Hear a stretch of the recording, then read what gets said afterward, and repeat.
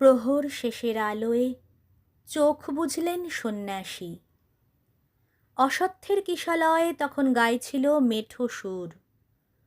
গুম খেয়ে বসেছিল পুরাতন। শালক সংশ্লেষ ক্ষীণ হয়ে এসেছে তার শরীরে। কিশলয়ের দিকে তাকিয়ে বলল, সাবধানে থাকো ভাই, ঝড় আসবে যে। বলতে না বলতেই প্রবল বেগে এসে পৌঁছালো কালবৈশাখী। রক্তবর্ণ চোখ তার, ক্রোধবর্ণ গা। তীব্র কণ্ঠে বলল, এই কে আছিস? ভেঙে পড়, ভেঙে পড়। খবরদার বলছি, আমার সামনে মাথা তুলে দাঁড়াবি না। ঝড়ের দৃষ্টি পড়ে কিশলয়ের দিকে।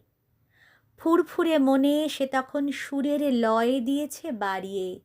পা মা গা রে সা গাইছে, নাচছে, যা খুশি তাই করছে, ভয় পাচ্ছে না একটুও। কালবৈশাখী এগিয়ে গেল তার দিকে। কম্পিত দেহ, ভীত কণ্ঠ পুরাতন, হাত জোর করে কালবৈশাখীর সামনে দাঁড়ায়। রক্ষা করো, রক্ষা করো, ও যে নতুন। কালবৈশাখী বিস্মিত। তুমি নিজের প্রাণের ভয়ে না পেয়ে এসেছ অন্য প্রাণ ভিক্ষায়? পুরাতনের ভীত কণ্ঠে ধ্বনিত হলো স্পর্ধা। আমরা যদি জায়গা না ছাড়ি, মৃত্যু কিভাবে জীর্ণ হবে তবে? কালবৈশাখী পুরাতন নিয়ে গেল, ভেঙে গেল শাখা, খসে গেল জীর্ণ।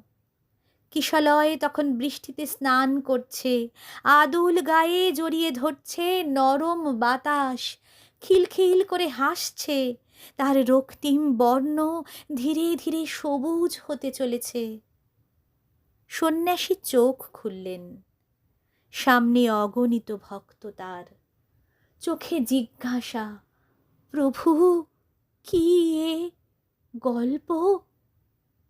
সন্ন্যাসী বললেন, প্রথম প্রহর, জীবনের নববর্ষ।